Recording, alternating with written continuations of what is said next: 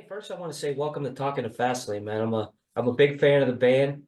I've been listening to you guys now for what's been like a little over a year and a half now. Ah, great to hear. Thank R you. Nice. really good stuff. I want to congratulate you on the new album, obviously January 19th, so it's been a little bit.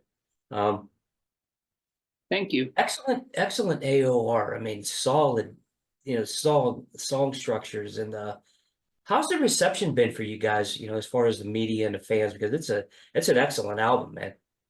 Thank you. Well, it's been really good actually. We've been getting great reviews and people kind of understand the way that we want to do like genuine 80s AOR, and we're not Yep. we're just having a blast writing and recording it and having fun. And I think that people they hear that we like doing it with our hearts and having fun with it.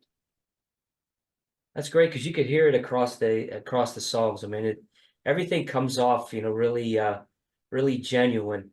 And what I think so much about what you guys do, and especially this album, is the depth of the songs. I mean, they're songs that, people can relate to. I know for myself just growing up, and I hear the lyrics and the way the songs are structured. It's really great that you guys are doing that. I have to say that right from the start. Thanks. Well, regarding the lyrics, I always wanted to like write from of course the music is kind of retro 80s, but and some of the lyrics as well. But I also wanted to be like for taking from our own lives, and like that you can relate to it now and then if you wanted to do that. So Right. it's nice to hear that you like it.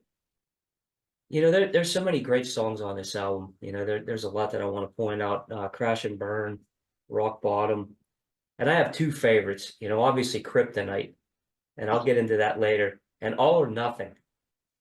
It's the second album, it shows, a step in the maturation of the band. Like you could hear, you guys getting better from the first, and I could just see that progression. I mean, going on for years. Yeah, it's an excellent album, start to finish. Tell us about how this album came about. Well, we got great reception on the first one, and we had kind of a little bit of cooling off period, but then we like started, we wanted to write the second one, and we had inspiration, so we started out pretty early.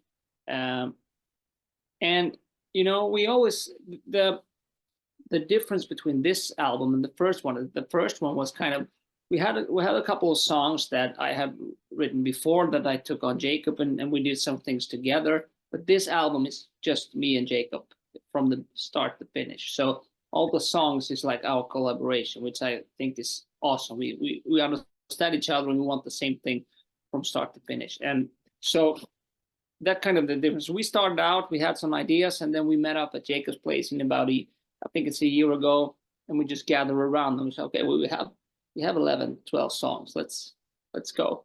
So Right? that was kind of it. And we actually wanted to do, like you said, we wanted to show a little more depth, and we wanted to take a little step and try some new things. Of course, it's in the AR bag. Of course, it's in the same genre, but we wanted to like try some. Don't be afraid to try some new stuff in the song structure and things like Right. that. What was you mentioned a little bit about it, but what was the recording process like overall? I mean, it had to be a little more comfortable for you, coming in to that second release, and having that, obviously that first release and everything that you had to do from that. I can imagine it had to be that, level of comfort going in.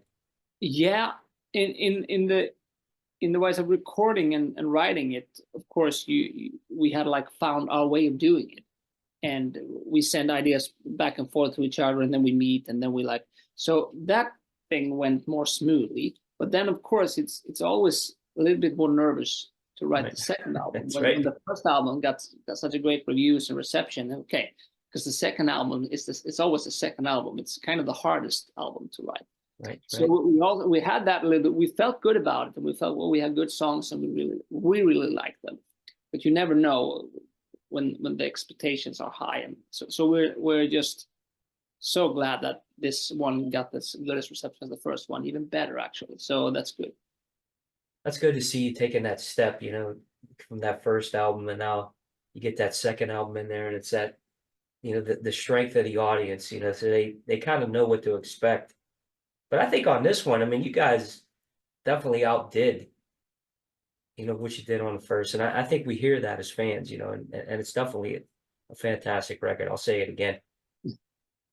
Thank you. And great that you think so, and that you think it's better, because that's the way you want it to progress. You want to be better and better. You want to, and also show in the same, not disappoint the audience in getting kind of the same vibe, but also something a little bit more new. It's kind of a balance there, and I think we feel that we have made that balance at this album. Totally agree. You know, when you go in to write a song, what's the songwriting process for Grand? I mean, do you guys work off of a riff? Is it a chorus? Is it something that's like you know, off the piano, acoustic guitar? How do you guys write a song? What's the Yeah, it's kind of different. It's a little from song to song. If you take like Crash and Burn, then Jakob sent me this riff. He made this riff and sent it to me, and I like, oh, here's a melody, and I started working on the melody and the lyrics, and then take it from there. Then some songs like Out of the Blue, Kryptonite, I kind of sit at the piano and I wrote the melody and the chorus, and then Jakob maybe, oh, we should change this, and or he write a like a bridge in the end of the song, and we do like, so it's a little different from song to song, but you can hear, I think you can actually, if you think you can hear like Crash and Burn, All or Nothing, Rock Bottom, that was kind of Jakob's riff that started them. Lily as well actually was kind of a thing, intro that Jakob did, and I started to write the rest of the songs. And then some of the songs like Kryptonite, Out of the Blue, When We Were Young, I kind of made them at the guitar or piano, and then I sent like a little embryo to Jakob, and we took from there. So it's a little different, and that's also what makes there are a little different flavors on the album, because the starting of the process is either me or Jakob. right? And you can hear, like you said, the the diversity in the album. You know, you have you know, some songs that are a little heavier, but you have some great, you know, ballads and you know, mid-tempo stuff that really comes off strong. It's like I said, it's a great listen all the way through. A lot of energy. Yeah, good. The song, I know we bring up Kryptonite, and I definitely want to tell you that in my opinion, and I put it out, you know, when I first heard the song on the video, that I think this is one of the best duets that I've ever heard in melodic hard rock, and I'm talking about from the start. That's how seamless this went through. Wow. The vocal that you do with Nina, you know, and the emotion that comes across in that song, it's you know, very thought provoking, and I know just based on the lyrics that, you know, looking back, that, you know, a lot of people have that situation, you know, where you had that, you know, somebody that you thought about for so many years, and young love and all that. Tell us about that song, because I think it's incredible, not only the music, but lyrically, and how that came off. Tell us about that, the video, and with Nina. Well, the song actually, I wrote this. I started the song like with the verse and the chorus and the bridge, and I started writing it on the piano, I think. And I wanted to do a song that was both kind of related to the 80s, but also now. So that's how I came up with the idea. You know, two high school sweethearts that were high school sweethearts kind of in the 80s, and now they're in the present, and kind of build something around that. Right. So we started to build that, and then after a time, when we had all the songs, we said like, okay, would be great with a flavor like a duet or some guests on the album. And I thought, well, that could be a great thing, you know, me singing the first verse, and then the other one, you don't know about each other. It can make the lyrics even better. So we started to thinking about who we should call, and Nina was a friend of ours, and we did some gigs together, and and her voice is amazing. So we called her and she said yes directly, and she liked the song. So that's how it began. So we recorded it, and then the label wanted, we send the songs to the label and then say like, okay, we think this song and this song should be like a video. So we want a video for the Kryptonite, and of course you could do a video with it's all comes down to the budget. If you want to do it, you can make an amazing right. video of that. But we have this, we can work with this, and we wanted to make. So we have our Joel who did who be doing all our videos. He's a great, and he got great ideas, and he do it all amazing. So we took him on, and he had this idea of the green thing and how we could do it in the best way of what we had. Right. So that was kind of the process of the song. That's great. I mean, really, to be able to hear the background of that, and I really mean it. It's like that song was meant for radio. Whether it be back then or now, and it really comes off, exceptionally well. It's a great song. Thanks. I want to talk about the band's start. How did the band Grand get started? I mean, what was the early days like, and the formative days? Well, we haven't been around for so long, but the idea of this project, I've had that idea like for 20 years, since I was in my teens, and I wanted to do that someday.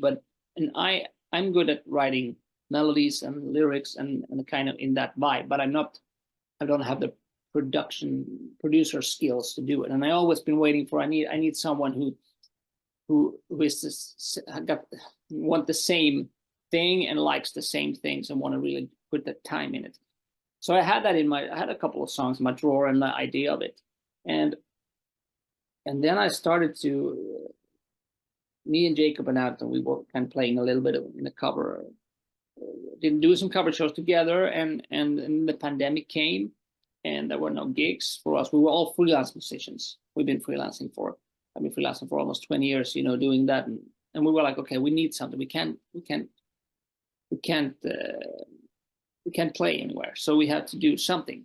And I knew that Jakob had played guitar in Wigelius and that he liked that genre, but I didn't know exactly how he felt about it. So I did a meeting with them, and I said, okay, I have this idea. I want to do this. And they were like, directly, of course we should do it. And then we start trying, and we did 4 songs that we were really happy with, and it was great collaboration, and we got 4 great songs.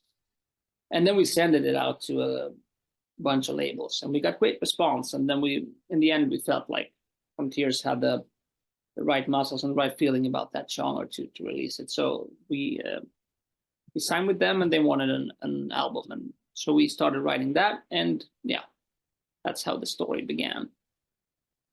A lot of that with the pandemic too. I mean, it changed the way that the music, not just the music industry, but how bands operated.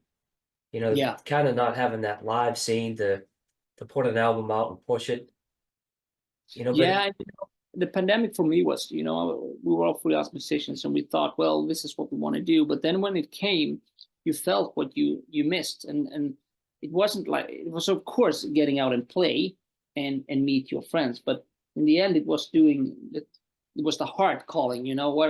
What did I need as a musician and as a songwriter? Is it to go on roads? But no, it's to do this. It was down to the nitty gritty. What do I want, and what make me feel good? And I think that's what the pandemic made. This is what I want to do.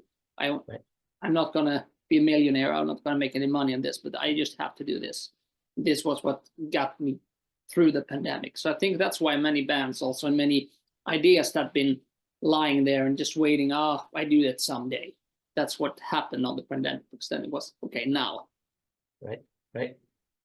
It's great to hear that passion, and you could tell from the first album, which I thought was an excellent debut. Obviously, it made a solid impact, and it really helped to launch the band. You had, great songs like Stone Cold, Caroline, and my favorite from that album is Too Late. So tell us about that debut, like how it came out, and obviously, for a young band, signing with Frontiers, who I think is a fantastic label. I love what those guys do, obviously. Tell us about that time and that first album and how that came about. Well, we had 4 songs. I think it was we had Caroline, Johnny on the Spot. Oh, I'll try to remember what 4 songs it was. Once in a Blue Moon and the ballad Anything. We had that 4 songs, and they really liked them when we started writing 4 songs. And I, regarding Too Late, this was one of the. I had a couple of ideas that's been lying for like 10 years, and that was one of them. And we took that up and made that. And I wrote that together also with a guy called Christopher. They had a band called Titan for many years ago. I was down in the south of Sweden and doing a job there on the summer, and I met up with these guys who had a band, and they wanted me to sing in their band, but we never. We like started a new project there. I think we wrote 3 songs or 4 songs, or started on that, but it never happened. So I had those 4 songs that I had written for that project that I put on, and that was one of those. And it's kind of journey-ish, and also that with the lyrics. I always wanted to have some depth in the lyrics. I have hard to write. I think the biggest thing in the process, the music and the melody and the process of the songs musically gets pretty fast, but the lyrics I work really hard on, and I like bend every word because I really have a high expectation. I want it to be really good. So, and that is one of the songs that I think have like the story that I like to write about.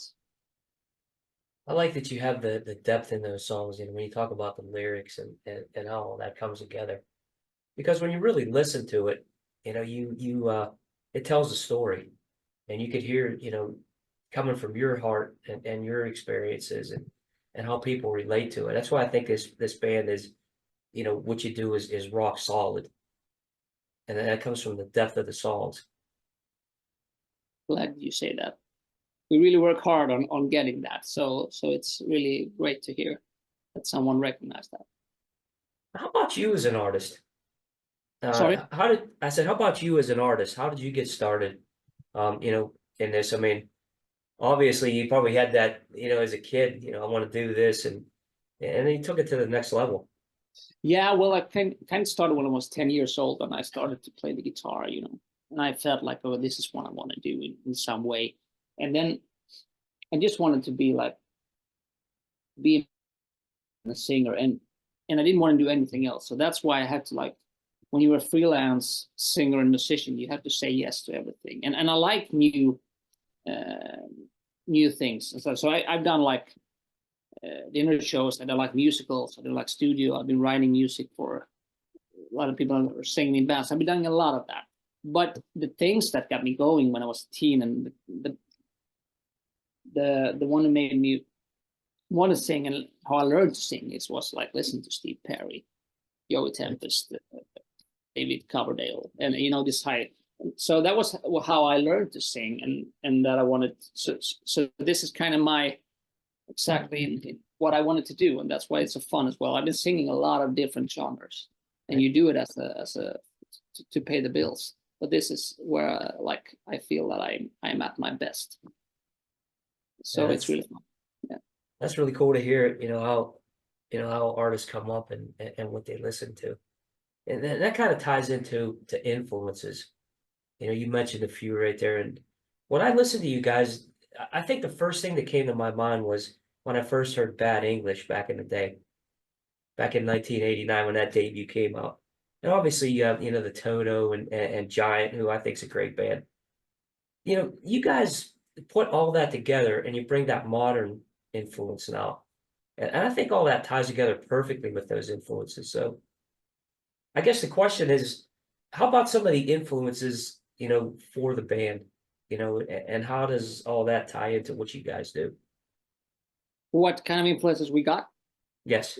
Yeah, it's kind of different. I have my influences, and Jakob has mine, and then we touch in some way. He's obviously into Toto and that kind of, and I'm into Journey has been my Europe, of course. I'm from Sweden, but I've been also listening a lot of Starship. I love Mickey Thomas and the things they've been doing. I've listened a lot to Mr. Big, Bon Jovi. So I got this kind of from melodic rock like Bon Jovi Europe all the way to really AOR with Starship, Jay Graydon, his music for the plan and all kinds of. I've been listening to all this, and that's why I like to. I want to write. When I got a song, I feel like this is in this vibe and this is a little bit in this vibe. And you put it together so you got it like grand-ish.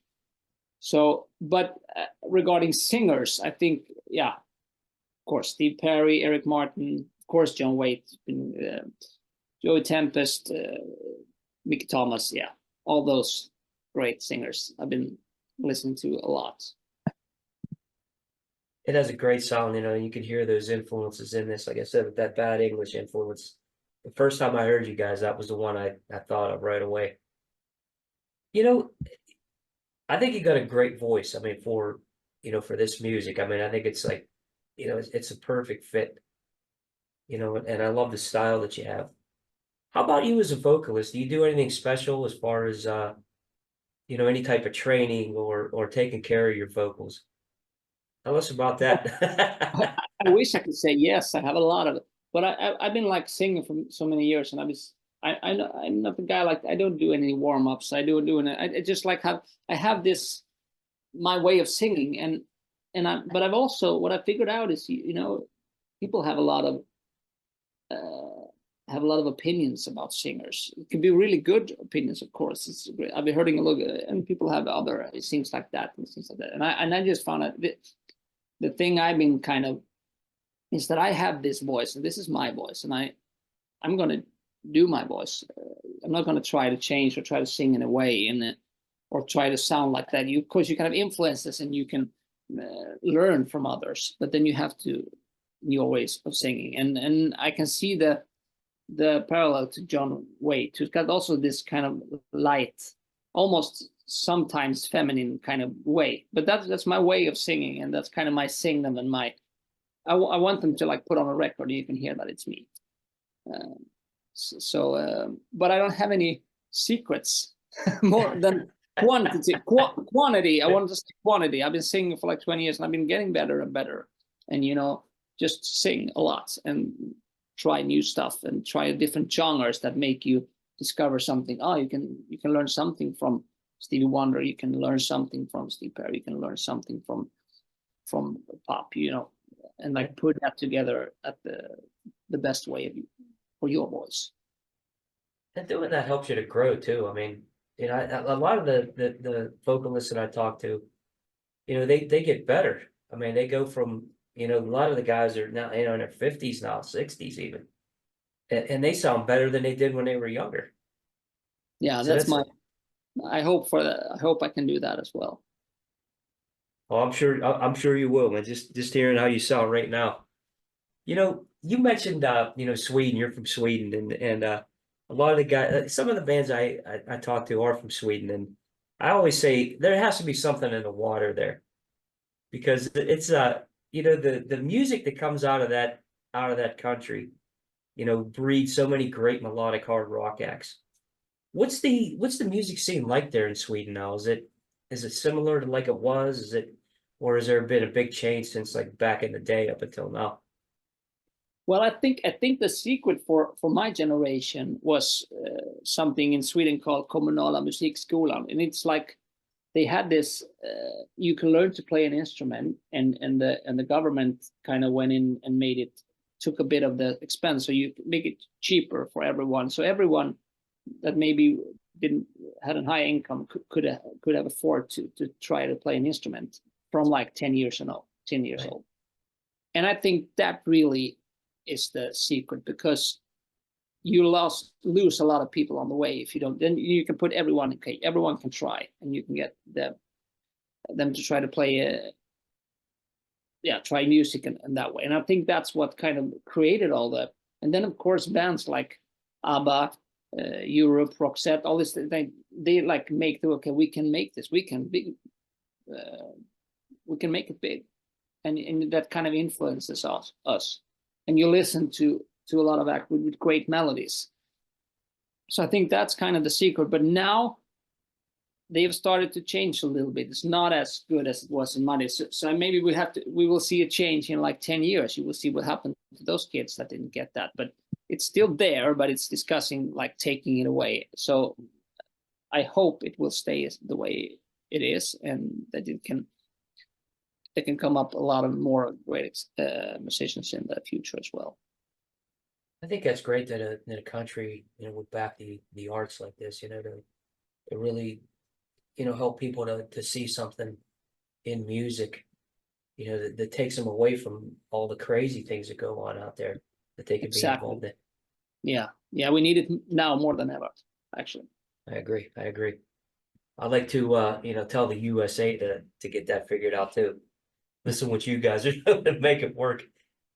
Yeah, we could start talking about that, but yeah, in a lot of ways, it would be great for the government to go in so everyone can have the same chance, regardless of how much money you make or where you come from or where you're from. Yeah, right. I totally agree.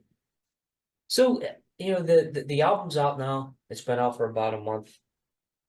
What about some of the things that are coming up in 2024 and beyond? I know live shows, obviously, and you guys have the Malmo Festival in July, which will definitely be huge for you.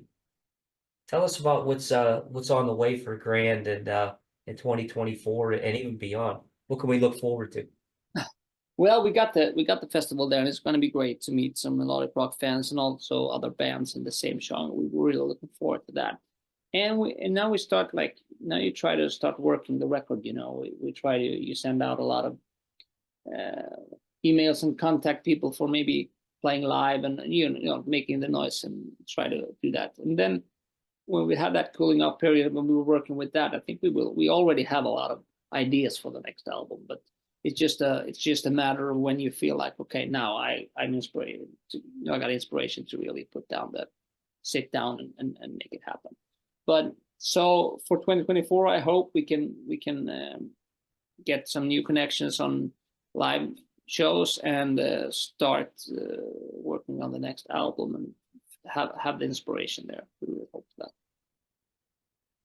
Yeah, I wish you guys, the best with the live. I know that being able to connect with the fans and being able to hear this album played live, you guys have to be excited about that, being able to get that energy out there and to get that reaction. And I know you'll definitely feed off of that. Yeah, it's going to be great, of course. And we wanted to play more, but it's kind of you building the band. We feel that we got the new album. We've taken a step forward with some new audience and stuff. And you have to take it easy. But we try to build it slowly. But of course, it's hard. There's many great bands out there, and I also feel like maybe we're kind of on the soft side if you compare us to other acts, and a lot of festivals got more harder bands. So we try to get out so we can find our way. Okay, this is a festival for us, and this is a great band to support. We try to find our spot in that way also, where we can play and what suits us. But it's going to be great to play live, of course. It's of course we're really looking forward to it. I'm sure you guys are going to do great. I think one side that you'll connect with is the songs and how they relate to people. I think that's one thing that you guys do that, I'm not saying most of the other bands don't, but you guys are deeper in the like you said, the lyrically, how these songs come across. I think that's one thing that, for me, that really stands out, like I said earlier. Thanks. When you look back on, how you got started, coming up, like you said, 10 years old, when you started playing guitar and coming up through now, what are some of the things that stand out to you in your musical career, that, some of the things that you're most proud of when you look back and you say, man, I'm really happy that I did this and I'm really proud of that? Oh, that's a really hard question. You want to prepare for, looking back on. Yeah, but I think you got some new, sometimes getting some jobs when you were in that phase of your life, that was a big thing. And now another things are great. And I think I made a lot of different things. I've been seeing the world, and I've been on the roads a lot, and I like that as well. But also been writing songs I've been having a #1 in Japan, and then I also have been playing for a lot. I'm and in the US sometimes I'm playing some shows that I love going on tour. So it's kind of, yeah, it's really hard to choose, and because you've been having so many great gigs and jobs during the years, and at that time that was a really big thing, and now this is the thing you prioritize. Like, so it's, oh, I can't give you like one great answer on that. Yeah, that's great. I know it's a tough question. Trying to look back. How about any last words for the fans? Anything that you want to get out there? You know, we talked about the live stuff coming up, and obviously the new album's been out not even a month yet, actually. What are some of Well, yeah, I just wanted to say thank you for listening, and keep listening, and spread the AOR brand love. Tell your other friends about it, and hopefully we can grow our audience, and that can make us come out and play at your area, or yeah. So that's kind of, we wanted to grow, we want to get some new audience, and we want to get our music out there. So just and yeah, spread the AOR love. That's what That's it. That's it. Keep listening to everybody out there, because this is a fantastic album. It's a band that's definitely going places. And I wanted to say to you, Mattias, I want to say thank you for doing what you do. You know, from a fan, you know, listening and how these songs, you know, tie back to times in life. I mean, even though the band's, you know, 2022, you know, and it's been 2 years, but you know, when I hear a song like Kryptonite, like I said, that's something that I'll always go back to, you know, for years and years, and say, man, it's a great song. So thanks for doing what you do, you know, from a fan. I wish you guys nothing but the best. You know, you got a fan here for life with me. I'll be listening to you forever. You know, hopefully you guys can get to the US too. We'd love to see you here, man. Love it. We would love to go there, of course. Thank you. So, Mattias, thank you for joining Talking the Fast Lane, and we'll share the love. Believe me, we'll spread the word for you guys. I wish you nothing but the best, and best of luck with this band and the things. And I'd love to have you back on the show if you guys have anything that's coming out that you want to promote. You know, I'm all here for that. You know, helping this music to grow and helping the bands to, you know, to keep this alive, because we need everybody's support for this to keep it out there. So keep doing what you're doing, man. We'd love to come back. Thank you for having me. Thanks, Mattias. Yeah. Have a great day. Thank you. You too. Bye. Bye-bye. That's the end. Mattias, thank you for the interview, man. I appreciate it so much. Thank you for having me. It was a great talk. You guys, you know, hopefully, like I said, get here in the US. I mean, I've been talking to a lot. It seems like it's opening up a little bit. Yeah, absolutely. It's been opened up, but then it's hard, you know, getting out there. You know, you got the fans, but you need someone to want it together, you know, and yeah. But the bigger the audience, the more likely we can sell tickets, and of course, people want us to get there. So it's kind of building it slowly, and we have high hopes on getting it slowly. We hope we can get there soon. It would be great. You guys are doing it right too, building it slowly, build a rock solid foundation, and you know, get it. Yeah, making the music talk. I think we love to write songs, and we think the songs have to, like, those one has to speak. It's the music that will. It's not we can write out as many mails as we want, but it's the music. People needs to like the music and wants to come and play it. So that's good stuff, man. Keep doing what you're doing. Thank you. Yeah, I appreciate it. Have a good weekend, and you know, like I said again, best of luck. Thank you. Thank you. You too.